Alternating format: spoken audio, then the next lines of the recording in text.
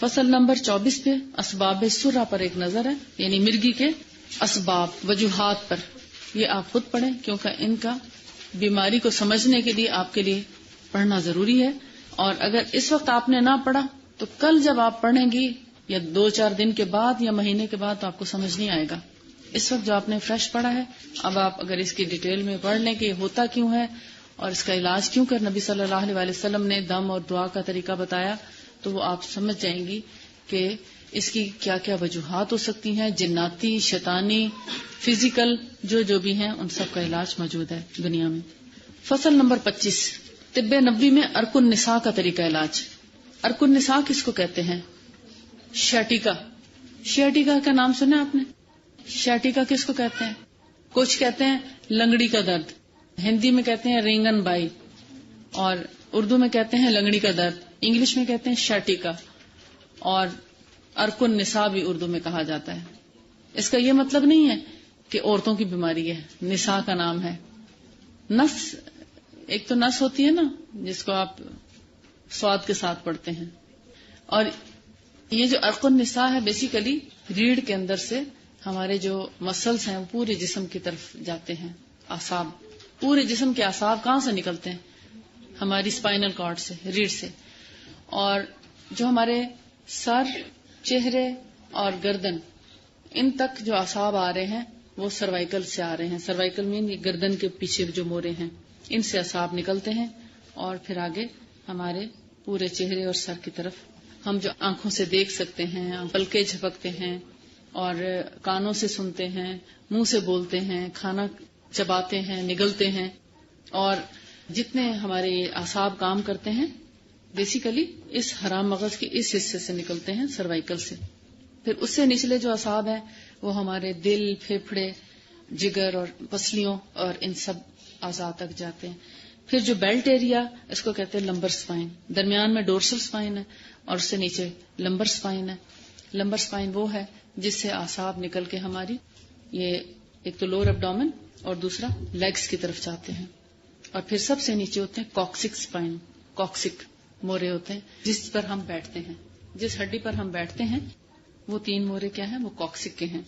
اب جو لمبر سپائن کے 4 اور ایک کوکسک کا مورا، یہ جو 5 ایسے سمجھیں کہ اللہ تعالیٰ نے ہماری سپائن کو ایک خاص وقفے کے ساتھ ایک خاص انداز میں رکھیں، ٹھیک.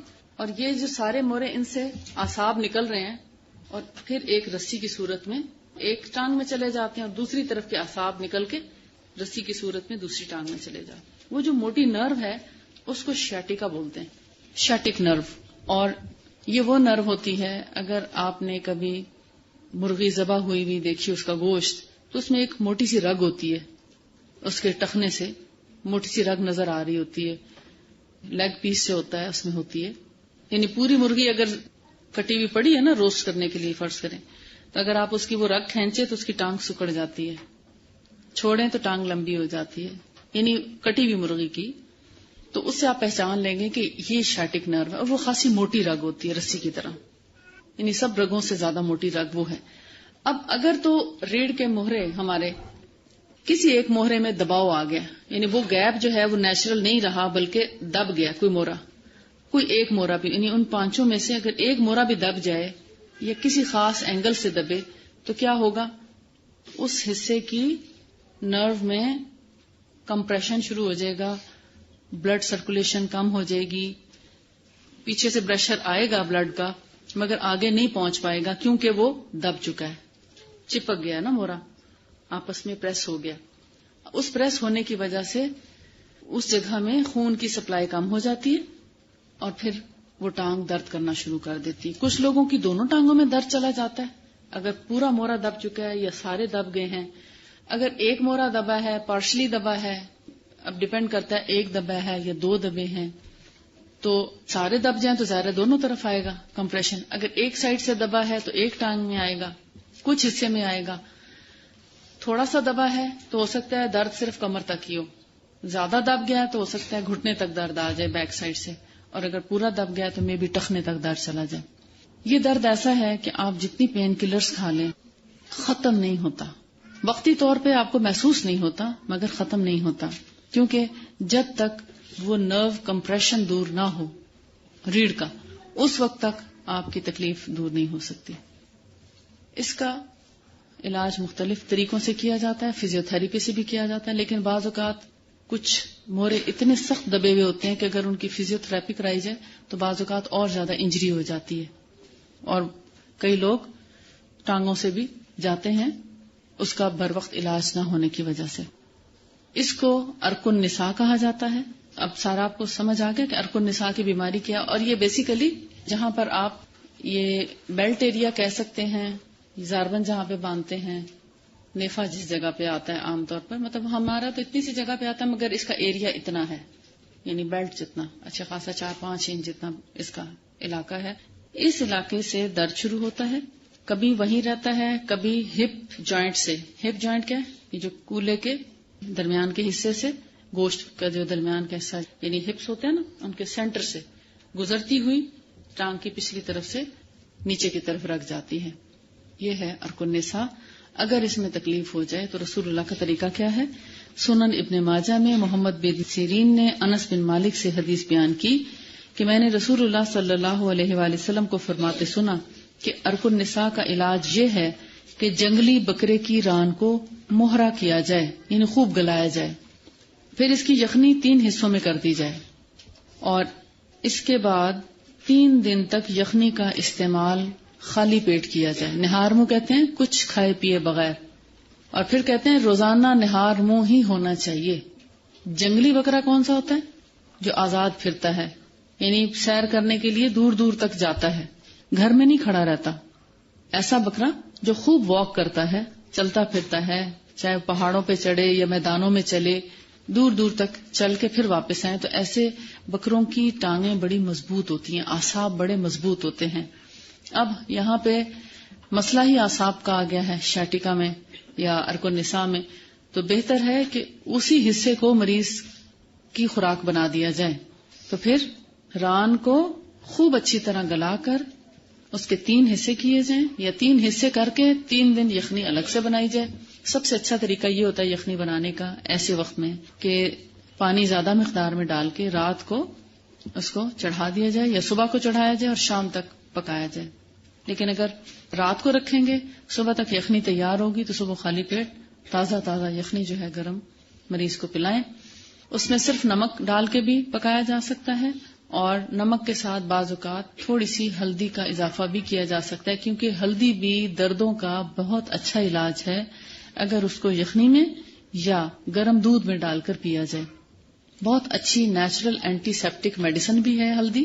زخموں کے اندر جہاں مہندی آپ نے پڑھی نبی صلی اللہ علیہ وآلہ وسلم کے طریقے میں، تو لوگوں نے اس کے اوپر تحقیق کر کے دیکھا کہ اللہ تعالیٰ نے ہلدی جو پیدا کی ہے اس کے اندر بھی زخموں کو بھرنے کی بہترین صلاحیت ہے، چاہے وہ زخم کسی چوٹ لگنے کی وجہ سے ہوا ہو یا کسی اور وجہ سے ہو. تو زخموں کے اوپر بھی ہلدی لگائی جا سکتی ہے، اور اس کو دودھ میں ڈال کر پیا بھی جا سکتا ہے کسی بھی درد میں، چاہے وہ آرتھرائٹس، آسٹیوپروسس یا سردی کا اثر کی وجہ سے، یا زچہ کی دردیں، یا کیسی بھی درد ہو. ان سب دردوں میں ہلدی بہترین علاج ہے دردوں کا. وقتی طور پر فاقہ ضرور دیتی ہے، ضروری نہیں کہ آپ کی آرتھرائٹس کو ٹھیک کر سکے. اور آج کل کینسر کی میڈیسنز میں بھی ہلدی بہت کثرت سے یوز ہو رہی ہے. ہلدی اور کالی مرچ، ان 2 کا استعمال بہت کثرت سے کیا جاتا ہے. اور خاص طور پر جو طب میں علاج کیا جاتا ہے کینسر کا، اس میں ایک کیپسول کالی مرچ کا ہوتا ہے اور ایک ہلدی کا. ہم نے کھول کے دیکھا اس کو تو اندازہ ہوا کہ ان کیپسولز میں ہلدی بھری ہوتی ہے یا کالی مرچیں بھری ہوتی ہیں. تو یہ اس کا ایک علاج ہے. اللہ نے اپنی جو پیدا کردہ چیزیں ہیں نیچرل طریقہ علاج میں یہ بہترین چیز ہے. ہمارے ہاں کھانوں میں بھی استعمال ہوتا ہے، اور اس کو بطور علاج کے آپ خاص طور پر بھی لے سکتے ہیں. اب آپ دیکھتے ہیں اسی چیز سے قیاس کرتے ہوئے پھر حکماء نے یا اتباع نے یہ دلیل لی یا یہ قیاس کیا کہ جسم کا جو حصہ کمزور ہو اس کو بکرے یا گائے میں سے وہی حصہ اگر کھلایا جائے تو اس کو فائدہ پہنچتا ہے. اور اس میں حقیقت بھی ہے کہ اگر آپ کے جسم میں دردیں ہیں تو آپ ہڈیوں میں دردیں ہیں تو سوپ ہڈیوں کا ہی اچھا لگتا ہے، گوشت کا سوپ اتنا اچھا نہیں لگتا، ہڈی کا سوپ اچھا لگتا ہے. اور جس گوشت کے پکنے میں ہڈی کا استعمال ہوگا وہ زیادہ لذیذ کھانا ہوگا. جس کھانے میں سے ہڈی نکال لی جائے اس کی لذت وہ نہیں ہو سکتی کبھی بھی. بون لیس قیمہ کرا کے پکانا اور بون لیس کے کباب بنا بنا کے کھانا ہیلدی سٹائل نہیں ہے، کیونکہ آپ کی ہڈیاں کمزور ہو جائیں گی. ہڈی سے ہی تو آپ کی ہڈیاں مضبوط ہوں گی.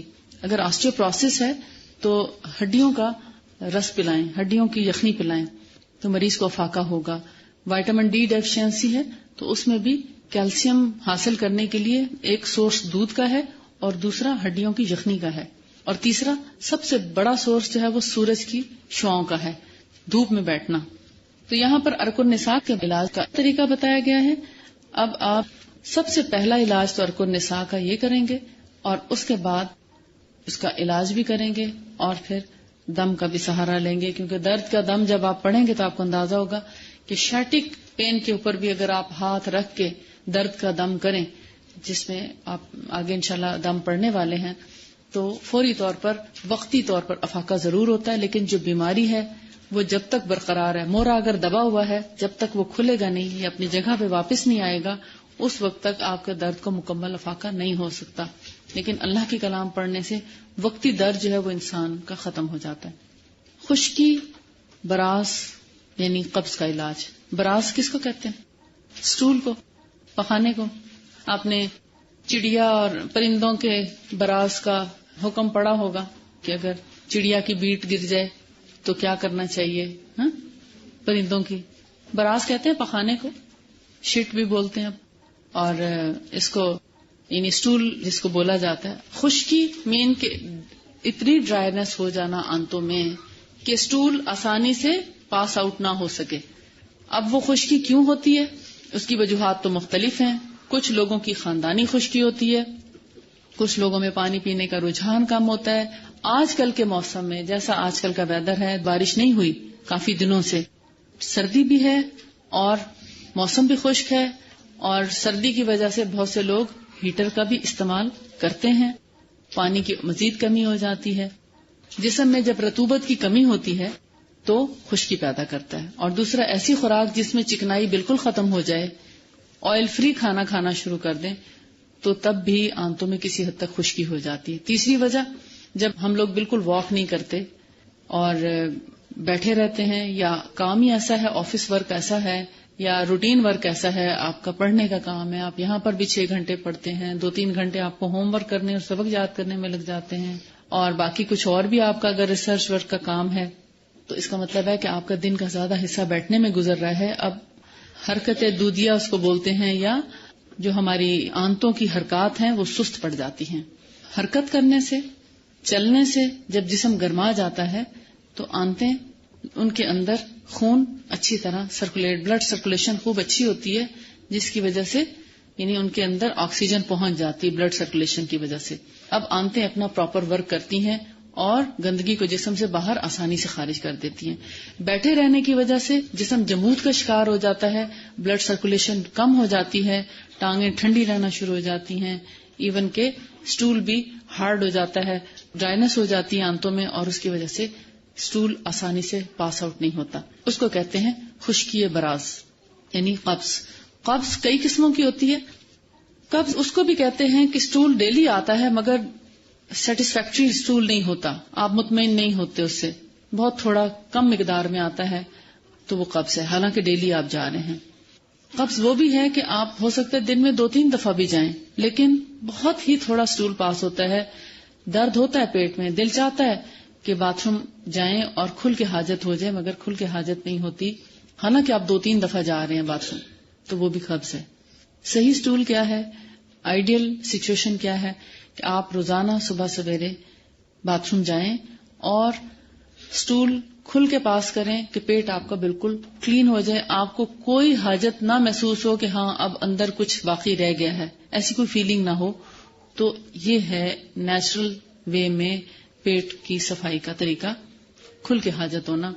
لہذا خشک قبض وہ بھی ہے، ایک دن سٹول آتا ہے ایک دن نہیں آتا. لیکن کچھ لوگوں کو نیچرلی، جیسے پیریڈز کی ڈیوریشن کا فرق ہوتا ہے، کچھ لوگوں کو 40 دن کے بعد پیریڈز آتے ہیں، ان کا فیملی کا ایک ٹینڈنسی ہے اتنے دنوں کے بعد آتے ہیں، کچھ کو 28 دن کے بعد، کچھ کو 22 دن کے بعد، کچھ کو 35 دن کے بعد، تو کچھ لوگوں کا اپنا سائیکل بھی فرق ہوتا ہے. تو اسی طرح اسٹول پاس کرنے کا بھی کچھ لوگوں کا سائیکل ڈفرینس ہو سکتا ہے، ایک دن کے بعد بھی حاجت ہو سکتی ہے، مگر بہرحال وہ نیچرل نہیں ہے. نیچرل یہی ہے کہ جتنا آپ نے دن بھر کا کھایا وہ آپ اگلی صبح میں بالکل صاف کریں، پاس آؤٹ ہو جائے اور دوبارہ سے اپنے کھانے پینے کا آغاز شروع کریں. یہ آئیڈیل سچویشن ہے. لیکن اگر اس طرح سے نہیں آتا تو اٹ مینس کہ آپ کو کچھ نہ کچھ اپنے بارے میں سوچنا چاہیے. ابھی آپ جوان ہیں، ابھی سے اپنی اصلاح کر لیں، اور اگر ابھی یہ آپ کی بیماری آپ کے ساتھ ساتھ چلتی رہی، بڑھاپے میں جا کے کبھی ٹھیک نہیں ہوتی. فصل نمبر 26 میں ہے قبض کے علاج میں رسول اللہ صلی اللہ علیہ وسلم کا بتایا ہوا طریقہ. ترمذی نے اور ابن ماجہ نے اسما بنت امیس کی روایت نقل کی ہے کہ رسول اللہ صلی اللہ علیہ وآلہ وسلم نے فرمایا کہ تم کس چیز سے دست لاتی ہو؟ دست مین یعنی جلاب جس کو ہم بولتے ہیں یا موشن. تو انہوں نے کہا شبرم سے. آپ نے فرمایا یہ گرم اور نقصان دہ ہے. پھر اس کے بعد ہم دست لانے کے لیے سنا کا استعمال کرتے ہیں. انہی خاتون نے کہا تو آپ نے فرمایا اگر کوئی چیز موت سے بچا سکتی تو وہ سنا ہوتی. اب اس کو سمجھنے کی ضرورت ہے کہ ایک خاتون شکایت لے کر آئی کہ یا رسول اللہ ہمیں سخت قبض رہتی ہے، تو اس کا آپ کچھ علاج بتائیے. آپ نے پہلے اس سے پوچھا کہ تم پہلے کون سا علاج کرتی رہی ہو؟ تو اس نے کہا کہ ہم شبرم سے. شبرم ایک ہرب ہے، ہربل میڈیسن کہہ لیں آپ، یا ایک ہرب ہے. تو آپ نے فرمایا کہ وہ تو بڑا گرم اور نقصان دہ ہے، یعنی اتنے زیادہ موشن آ جاتے ہیں کہ پھر اس کے بعد آنتوں میں مزید خشکی ہو جاتی ہے. جیسے کچھ لوگوں کو اگر کیسٹر آئل پینے کا ایکسپیرینس ہو، کچھ لوگوں نے پیا ہو تو وہ جانتے ہیں کہ ایک دفعہ تو اسٹول کھل کے آ جاتا ہے مگر اس کے بعد مزید قبض ہو جاتی ہے. اور بہت سی ایلوپیتھک میڈیسنز ایسی ہیں جن سے فوری طور پر اسٹول تو لوز ہو کے آ جاتا ہے، موشن بھی آ جاتے ہیں، کئی موشن آ جائیں گے، لیکن پھر ایک ہفتے تک قبض رہے گی. اور پھر جب تک وہ وہی دوا یوز نہیں کریں گے قبض نہیں کھلے گی. اور پھر وہ سال ہا سال ایسی دواؤں پہ رہتے ہیں، نتیجتاً آنتیں اندر سے بالکل ڈرائی ہو جاتی ہیں، محتاج ہو جاتی ہیں. پھر وہ بغیر سہارے کے خود سے اسٹول پاس کر ہی نہیں سکتے اور اینڈ میں انیما کی ضرورت پیش آنے لگتی ہے. تو یہ ایک بالکل ان نیچرل طریقہ کار ہے. رسول اللہ نے جو سنا کا حکم دیا، سنا کہتے ہیں سب سے بہترین سنا مکہ کی ہے جس کو سنا مکی بولتے ہیں. اس کی شکل مہندی جیسی ہے، مہندی سے ملتی جلتی ہے. مہندی کے پتے جیسے ہوتے ہیں اس کے پتے بھی اس سے ملتے جلتے ہیں. کلر میں تھوڑا سا لائٹ ہوتے ہیں، مہندی کے پتے تھوڑے ڈارک ہوتے ہیں، اس کے لائٹ گرین کلر کے پتے ہوتے ہیں اور ان کو سکھا لیا جاتا ہے. اس کے اوپر اس طرح کے سیڈز بھی لگے ہوتے ہیں جیسے ہمارے ہاں کیکر کے اوپر لگتے ہیں. کیکر کے خیر بڑے بڑے ہوتے ہیں لیکن اس کے بہت چھوٹے چھوٹے سے ہوتے ہیں، ہماری ایک انگلی کے برابر.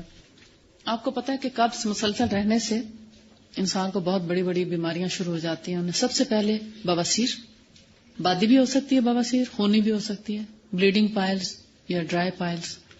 اس کے بعد فشر ہونے لگتا ہے، ایک کٹ آ جاتا ہے ریکٹم میں، یعنی اسٹول اتنا ہارڈ ہوتا ہے، اتنا خشک ہوتا ہے کہ پاس کرتے ہوئے اندر کی سکن پھٹ جاتی ہے، اندر کی میمبرینز جو ہیں.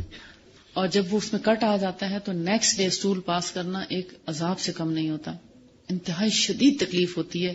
پھر اس سے تھوڑا تھوڑا بلڈ بھی آنے لگتا ہے اور وہ زخم ہیل کرنا انتہائی مشکل ہے. اور مسلسل فشر رہنے سے پھر اگر تو اس کا بروقت علاج ہو جائے تو بہت اچھا ہے، اگر وہ علاج نہ ہو پائے تو پھر آہستہ آہستہ بہت بڑی بڑی بیماریوں کی طرف انسان چلا جاتا ہے، یعنی ایون کہ ریکٹم کا کینسر تک بھی ہو جاتا ہے. اور اس کے علاوہ فسچولا ہو سکتا ہے. فسچولا ہوتا ہے وہیں سے ایک اندر کی جانب جا کے ایک پھوڑا بن جاتا ہے، ریکٹم سے تھوڑا دور کسی بھی سائڈ پہ بن سکتا ہے. ایک پس کی پاکٹ بن جاتی ہے، انٹرنل، باہر نہیں بنتی، اندر کی طرح گوشت میں بنتی ہے. اور پھر وہ اس سے پس جب بھر جاتی ہے تو انتہائی شدید تکلیف دہ سچویشن ہوتی ہے. اور جب وہ پس ریلیز ہو جاتی ہے، بہہ جاتی ہے تو تھوڑا سا سکون آ جاتا ہے مریض کو. بہت سے امراض جو ہیں اس کی ابتدا قبض سے ہوتی ہے، اس لیے قبض کو ام الامراض کہا گیا ہے. قبض کی وجہ سے سر میں درد ہو سکتا ہے، نوزیا ہو سکتا ہے، بھوک ماری جاتی ہے. پھر بھوک اگر کم ہو جائے، ختم ہو جائے تو خون کی، کیلشیم کی، ہر چیز کی ڈیفیشنسی ہونے لگتی ہے. تو پھر ان ساری چیزوں کی وجہ کیا ہے؟ بیسیکلی قبض ہے. تو قبض کا ٹریٹمنٹ پراپر طریقے سے ہونا چاہیے. قبض کے بارے میں کبھی غافل نہیں ہونا چاہیے، اس کو معمولی نہیں سمجھنا چاہیے. اس کے لیے بہت آپ توجہ کے ساتھ اپنا خیال کریں. جن لوگوں کو بھی اگر قبض کا پرابلم ہے اور وہ سب محسوس کر رہے ہوں گے کہ اس وقت جو موسم ہے اس کی وجہ سے قبض میں اضافہ ہو رہا ہے، یعنی عام روٹین سے بھی زیادہ آج کل قبض ہو رہی ہے، اور اس کی وجہ ہوا میں خشکی کا تناسب زیادہ ہے، تو پھر ایسے وقت میں پانی کی مقدار تھوڑی سی زیادہ کرنی چاہیے، پانی پینا چاہیے. دیکھیں ہمارے جو لنگس انہیل کرتے ہیں نا جو ہوا، تو ہوا میں بھی آبی بخارات ہوتے ہیں. تو جب بہت عرصے تک بارش نہیں ہوتی، خشکی ہو جاتی ہے، تو وہ آبی بخارات جو ہمارے پھیپھڑے لیتے ہیں ہوا سے، اس میں کمی آ جاتی ہے. پھر ہماری اسکن جو اس ہوا میں رہتی ہے، آپ دیکھتے ہیں آج کل خشکی زیادہ ہوئی بھی فیل ہوتی ہے آج کل خشکی، کہ پچھلے دنوں میں کوئی ضرورت محسوس نہیں ہوتی تھی کہ آپ کچھ ایسی چیز اسکن پہ لگائیں موئسچرائزر کے طور پہ، لیکن اب ضرورت محسوس ہو رہی ہے کیونکہ ہوا میں نمی کم ہو گئی ہے. اور پھر اگر آپ پانی بھی کم پئیں اور ہیٹر میں بھی بیٹھ جائیں تو پھر اور زیادہ خشکی جو ہے وہ بڑھ جائے گی. اور آپ دیکھیں گے جو لوگ ہیٹر میں نہیں بیٹھتے ان کے اندر قبض کا ریشو کم ہوگا، اور جو ہیٹروں میں اور ایسے جگہ پر جہاں آکسیجن کی کمی ہو یا ڈرائینس زیادہ ہو تو وہ لوگ قبض کا شکار جلدی ہو جاتے ہیں. روزانہ باتھ لینا بھی اس سے بچاؤ کا ایک طریقہ ہے، کیونکہ اس سے بلڈ سرکولیشن ہو جاتی ہے. اور اسپیشلی جو لوگ بیٹھنے والے ہیں، اگر وہ عام ایکسرسائز نہ کر سکیں تو کم از کم روزانہ نہائیں ضرور، کیونکہ نہانے سے بھی ایک قسم کی ایکسرسائز ہوتی ہے. ہمارا خون جو ہے پورے جسم میں دورہ کرتا ہے، گردش کرتا ہے، اور اس کے ساتھ ہمیں بہت سے ایسے امراض جو ہیں وہ نہیں ہو پاتے. اب آپ سنا مکی کا طریقہ جاننا چاہتے ہوں گے کہ اس کو استعمال کا طریقہ کیا ہے. اس کو بہت سے طریقوں سے استعمال کیا جا سکتا ہے، جس میں 2 طریقے بہت آسان ہیں. ایک طریقہ ہے کاوے کے طور پر پینا، یعنی سنا کے چند پتے ڈنڈی سمیت، ڈنڈی کو اتارے نہیں، ڈنڈی سمیت چند پتے، آپ اس کو جیسے 5-7 پتے بھی کہہ سکتے ہیں، ایک پیالی پانی میں اس کو بوائل ذرا سا کر کے اور دم دے دیں، اور پھر اس میں تھوڑا شہد اور تھوڑا سا گھی ڈال کے پئیں. آلیو آئل بھی ہو سکتا ہے، دیسی گھی بھی ہو سکتا ہے، وہ آپ پیالی میں ڈالیں گے، ابلتے وقت نہیں ڈالیں گے شہد اور گھی. کیونکہ آگے چل کر جب یہ رائٹر لکھتے ہیں کہ پوچھا گیا کہ سنا کو استعمال کرنے کا طریقہ کیا ہے، تو اس کا مسنون طریقہ بتایا گیا سنوت. یہ آپ اگلی حدیث میں دیکھیں، سنن ابن ماجہ میں دوسری حدیث ابراہیم بن ابی عبلہ نے عبداللہ بن ام حرام سے روایت کیا ہے کہ عبداللہ بن ام حرام جنہوں نے دونوں قبلوں والی نماز میں شرکت کی کہتے ہیں کہ میں نے آن حضرت صلی اللہ علیہ وآلہ وسلم کو فرماتے سنا کہ بس سنا اور زیرہ استعمال کیا کرو. انہوں نے ترجمہ زیرہ کیا ہے، اگر آپ اوپر اس میں الفاظ دیکھیں تو بس سنا و سنوت کے الفاظ ہیں، اس لیے کہ ان دونوں میں سوائے موت کے ہر بیماری کے لیے شفا ہے. پوچھا گیا کہ یا رسول اللہ صلی اللہ علیہ وآلہ وسلم سام کیا ہے، تو آپ نے فرمایا موت. حدیث کے الفاظ میں دیکھیں، یقول سمعت رسول اللہ صلی اللہ علیہ وسلم یقول علیکم بالسنا والسنوت، یعنی تم پر سنا اور سنوت لازم ہے، سنا اور سنوت استعمال کیا جانا چاہیے. اب بہت بڑی بحث آئی، کوئی کہتا ہے سنوت زیرہ ہے اس لیے انہوں نے زیرہ اس کا ایک ترجمہ کر دیا ہے، حالانکہ زیرہ ہے نہیں. کوئی کہتا ہے اس کا مطلب شہد ہے، کوئی کہتا ہے اس کا مطلب گھی ہے. ہر ایک نے اس کی اپنی اپنی ٹرانسلیشن کی ہے. لیکن ابن قیم الجوزی کہتے ہیں کہ سب سے زیادہ قریب جو ملی ہے اس کی مثل وہ یہ کہ گھی اور شہد کو جب ملا دیا جاتا ہے تو اس کو سنوت کہا جاتا ہے، اور اس کی مقدار ہم وزن ہی ہوتی ہے گھی اور شہد کی. ایک تو اس کا کہوہ بنا کر پئیں، جیسے دم دے کے پتوں کو، اور پھر اس کو جب پیالی میں ڈالیں تو تھوڑا، جیسے اگر 1 ٹی اسپون ہنی ہے تو 1 ٹی اسپون آپ اس میں دیسی گھی شامل کر لیں یا آلیو آئل شامل کر لیں. یہ ہے قبض کے لیے، آپ رات کے وقت پئیں یا صبح کے وقت، اس سے کوئی فرق نہیں پڑتا. اور دوسرا طریقہ کیا ہے، آپ پتوں کو ڈنڈیوں سمیت گرائنڈ کر لیں، پاؤڈر کر لیں، اور اس کو گھی اور شہد سے معجون بنا لیں. تو اس معجون کو پھر آپ گرم پانی سے لے لیں. تو یہ 2 طریقے ہیں قبض سے نجات کے جو رسول اللہ صلی اللہ علیہ وسلم سے مروی ہیں. فصل نمبر 28 میں جسم کی خارش اور جوں کا علاج نبوی. صحیحین میں بروایت قتادہ یہ حدیث مروی ہے کہ انس بن مالک نے بیان کیا کہ نبی صلی اللہ علیہ وآلہ وسلم نے عبد الرحمن بن عوف اور زبیر بن عوام کو خارش کی وجہ سے ریشمی کپڑے پہننے کی خصوصی اجازت مرحمت فرمائی. جو ریشمی کپڑا ہے اس سے مراد پیور سلک ہے، اور پیور سلک چونکہ مردوں کو حرام ہے، عام طور پر اس کی اجازت نہیں ہے، لیکن ان کو خصوصی اجازت دی گئی حضرت عبد الرحمن بن عوف اور زبیر بن عوام کو، کیونکہ ان کو بہت زیادہ خارش تھی، اور ریشمی کپڑے کی یہ سلکی جو پیور سلک ہے اس کی یہ خاصیت ہے کہ جسم کو بہت ملائم رکھتا ہے، جسم پر خارش نہیں ہونے دیتا، اور اپنے اوپر جوں کو رینگنے بھی نہیں دیتا. جوں کے پاؤں بھی سلپ ہوتے ہیں اس پر، جوں ٹھہر نہیں سکتی. جوئیں ہوتی ہیں تو کیا ہوتا ہے؟ خارش ہوتی ہے، خارش ہوتی ہے تو جوئیں پڑ جاتی ہیں. تو خارش اور جوں ساتھ ساتھ چلتی ہیں، کیونکہ خشکی کی وجہ سے خارش ہوتی ہے، اور اگر زیادہ دیر تک خشکی رہے تو اس کی وجہ سے جوئیں پڑ جاتی ہیں.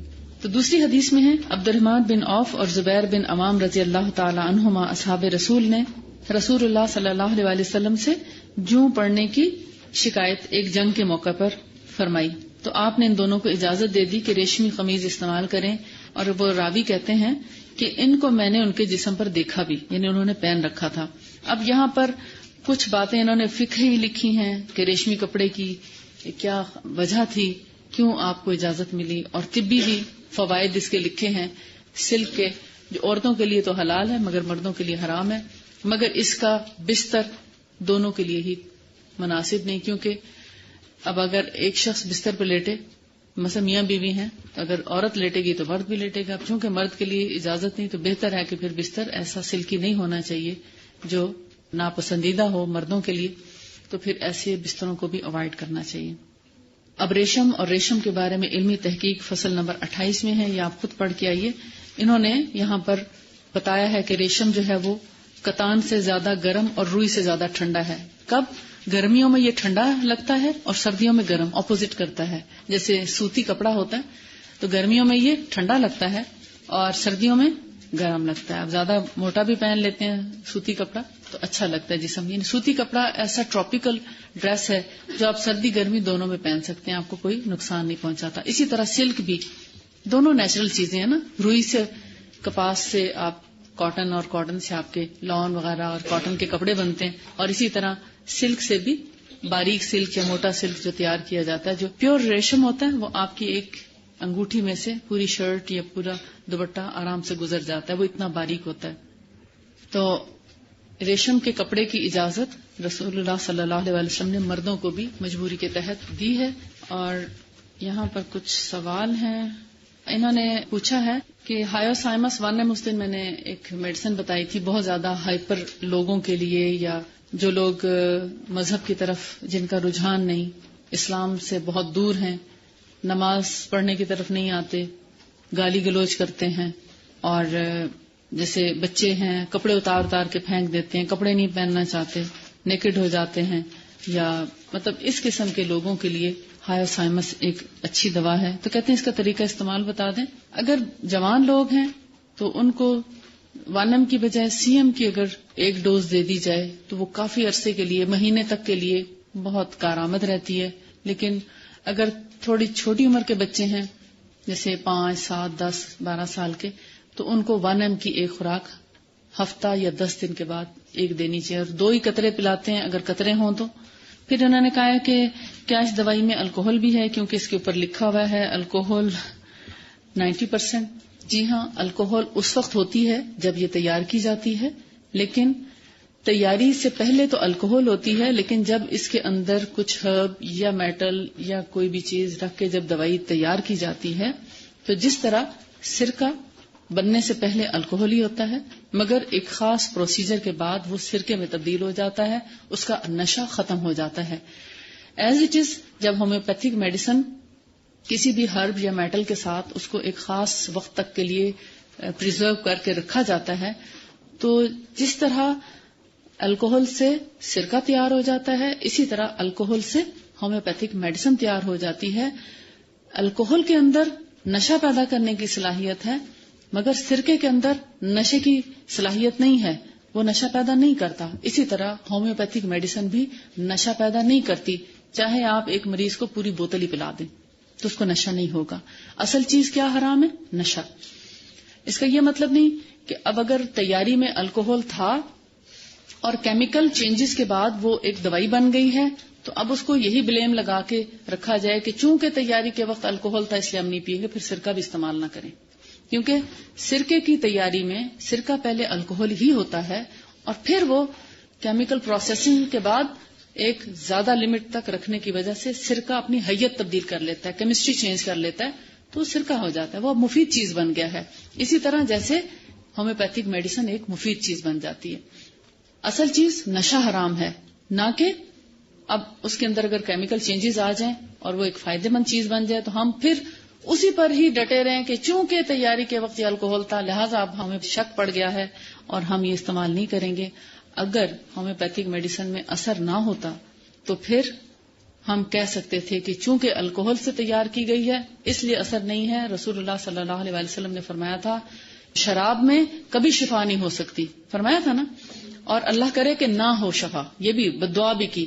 تو اگر ایسی بات ہوتی تو ہر وہ لا علاج مریض جن کا علاج ڈاکٹرز کے پاس نہیں ہوتا وہ ہومیوپیتھی سے کبھی شفا نہ پا سکتے. لا علاج مریضوں کا علاج ہومیوپیتھی ہے، جن کو ہر جگہ سے ناکامی ہوتی ہے اور مایوس ہو جاتے ہیں، مایوس لوگوں کا علاج ہومیوپیتھی کے اندر موجود ہے. اور اگر ایسی کوئی چیز ہوتی تو پھر جب آپ ہومیوپیتھک میڈیسن لیتے تو آپ کو نشہ بھی ہوتا. چونکہ نشہ نہیں ہے اس لیے حلال، اور اس کا فتویٰ ہم نے سعودیہ سے لیا. وآخر دعوانا الحمد للہ رب العالمین. سبحانک اللہم و بحمدک نشہد ان لا الہ الا انت نستغفرک و نتوب الیک. السلام علیکم و رحمۃ اللہ وبرکاتہ.